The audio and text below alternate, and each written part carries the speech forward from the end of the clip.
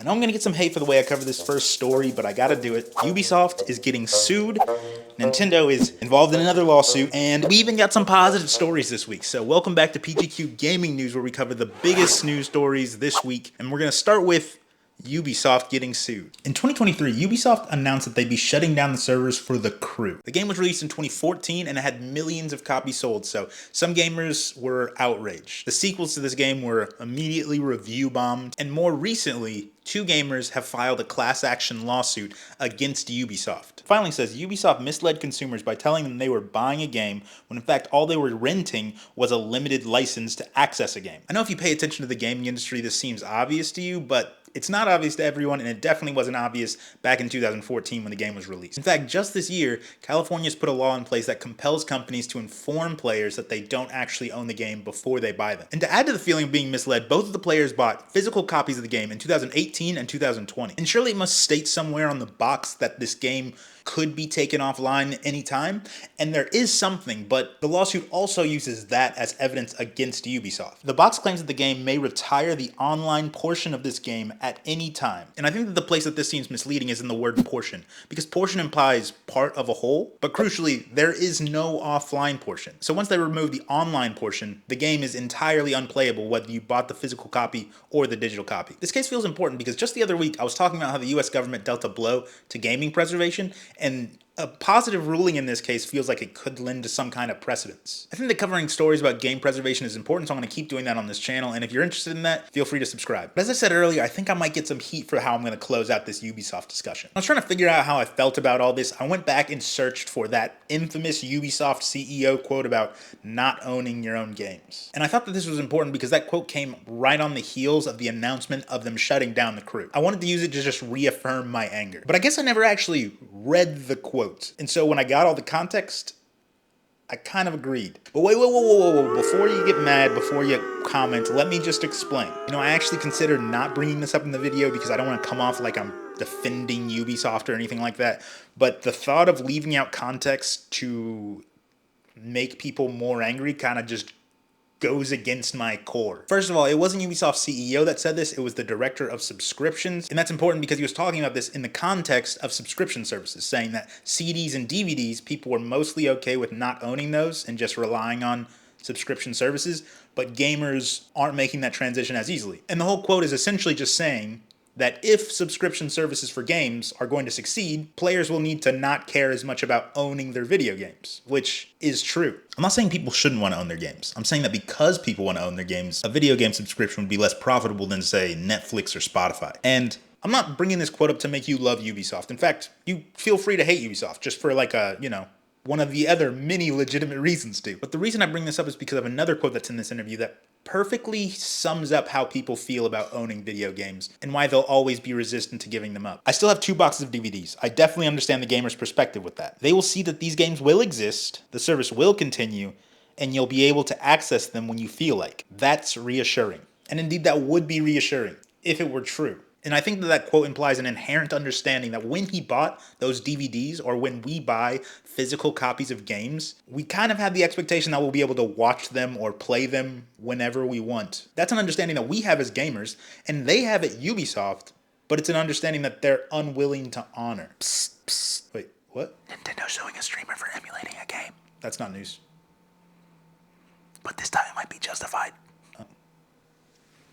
All right, let's look into it. Nintendo is suing one streamer for potentially millions of dollars. For the first time ever, there's a chance you'll side with Nintendo. I enjoy Nintendo games, but I also disapprove of their overly litigious and probably anti-consumer practices. And with every lawsuit, I enjoy jumping on Koopa's heads a little bit less. But this lawsuit is different. The headline makes it sound just as bad as all the other lawsuits. Nintendo's suing a streamer, Every Game Guru, for emulation of its game. But allegedly he streamed 10 unreleased games in over 50 different streaming sessions. Those games including The Legend of Zelda Echoes of Wisdom, Super Mario Party Jamboree, and Mario and Luigi Brothership. And you might be thinking, that's not enough to get sued, especially not for millions of dollars, but it gets worse. Not only did he stream these unreleased games illegally, he also posted links on how to get them and gave instructions on how to find them, allegedly. But it gets worse. Nintendo apparently issued multiple takedown notices to this creator put you on notice, hey, you're on our radar, take down those videos, stop streaming the games that haven't been released yet. Every game guru, this streamer, he wasn't having it. He sent a letter to Nintendo telling them he had, quote, 1,000 burner accounts and he could, quote, do this all day. That didn't turn out too well. So now Nintendo's suing them and they won $150,000 in damages for each alleged violation of Nintendo's rights under the Copyright Act. And with over 50 alleged violations in 2 years, the potential damages could reach $7.5 million. In this lawsuit, while it seems obvious that the streamer's in the wrong if all of the accusations are factual, it would be bad if this funny story detracted from the Power World lawsuit where Nintendo's suing them over a mechanic that they used, or Nintendo aggressively going after and shutting down emulators. So while this story is funny, it shouldn't be a distraction from the probably negative lawsuits that Nintendo has outside of it. And Phil Spencer, CEO of Microsoft Gaming, just did an interview with Bloomberg, and it might upset Xbox fans, but I think a lot of it is positive for gamers as a whole. He talked about a ton in this interview, from expanding into the Asian market, investing into mobile games, improving the Xbox app, but there are two things that I mainly want to focus on from his interview. Those things being, one, Xbox exclusives might be a thing of the past, and two, the handheld that Xbox is working on. So recently, Xbox released the first batch of games that are going to Sony and Switch, things like Hi-Fi Rush and Sea of Thieves, amongst others. And Spencer says he's happy with the results of that process, saying that Microsoft will do more of that and won't rule out any game in Microsoft's stable. Going on to say, I do not see sort of red lines in our portfolio that say, thou must not. It's too early to make any sort of decision on the next version of Halo. Now, if you're an Xbox loyalist, the idea of playing Halo on PlayStation might give you an actual pit in your stomach. Trust me, I understand. When they put Kingdom Hearts on the Xbox, it took a while for me to fully be okay with it. But after I thought about it more, it seems so obvious. Console exclusives are bad for gamers, right? We always celebrate the exclusives, like, oh wow, the PlayStation's getting this exclusive, Xbox is getting this exclusive, but wouldn't it be better for gamers if that wasn't a thing? If the games were on all the platforms? So you don't have to buy an additional $500 piece of equipment for 4 games? I might be missing something, and if I am, let me know. But I think that that's a positive thing. I think that it's good that there will be less exclusives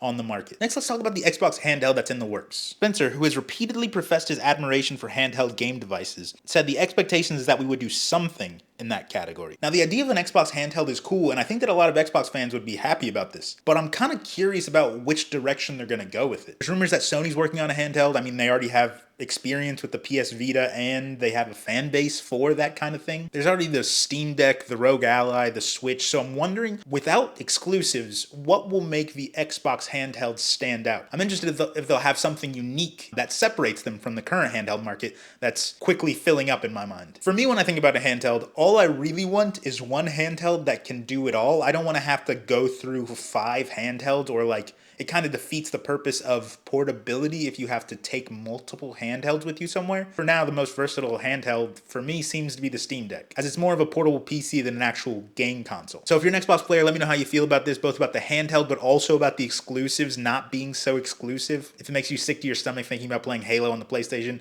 let me know. I'd love to hear it. You know when you see a trailer for a game that looks unique and you're excited about it, but then you all of a sudden get really nervous because you're like, this could be a letdown. I don't want to be let down again. But this is a game coming out called South of Midnight, and they didn't just release a trailer for it. They released a 30-minute documentary, one that I watched all the way through, and it got me excited, but it also made me nervous for what seems like an obvious reason. It's clear that there's no lack of creativity that's going into this game. They're trying some new things that seem really interesting. First of all, the animation style is like stop motion, which admittedly will probably take some getting used to, but it's new, and you'll never know if it's going to work unless you try it, right? The setting is Southern Gothic magical realism, and the story is entirely based in the Deep South and their myths and legends. And another huge focus in this game is the music. And the music isn't just background music in this game. Essentially, as you interact with the world and as you grow your power, so too does the music expand in the world. And each creature and land is associated with one song, and as you explore the story,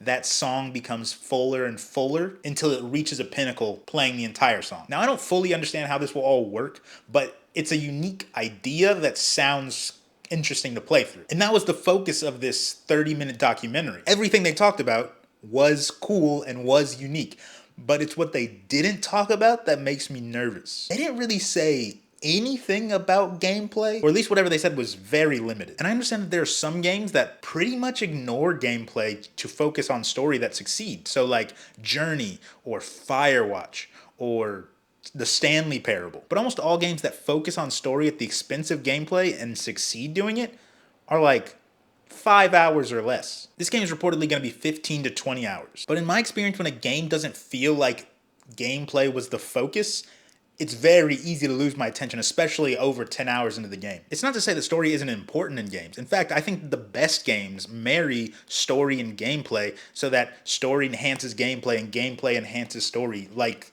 the game Celeste, for example. While I do feel like video games have the potential to be the highest form of art, if you just focus on the story, you can't reach that potential. I'm not jumping the gun here. I'm going to play this game. I'm going to see how it is. I'm excited for it, but I'm tempering my excitement with caution. Let me know what you think. Are you excited about this game? Have you watched the documentary?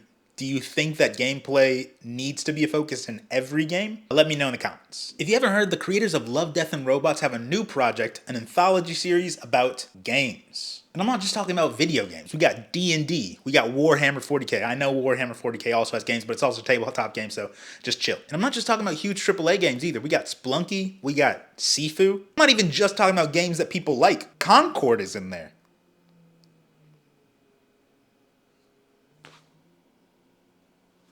Why?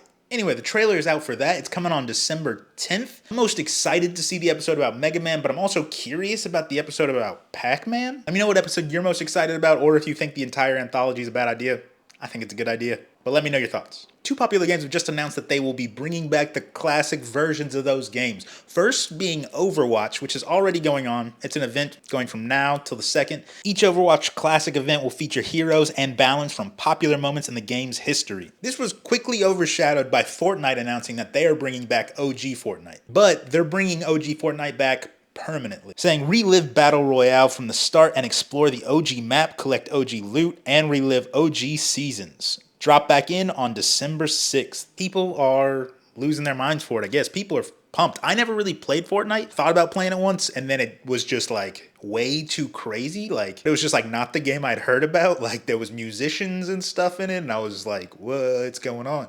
Maybe I'm old. I don't know. But this might be interesting. They got regular guns, regular gameplay. I might be interested in trying out OG Fortnite for the first time. So we'll see about that. In any case, it does seem like it's the season of capitalizing on nostalgia. This week I'm going to be revisiting Yakuza Infinite Wealth. That's what I'm going to be playing. Let me know what you're going to be playing. My name is Terrence. I'm going to keep playing games till I find the perfect one. Peace. Love.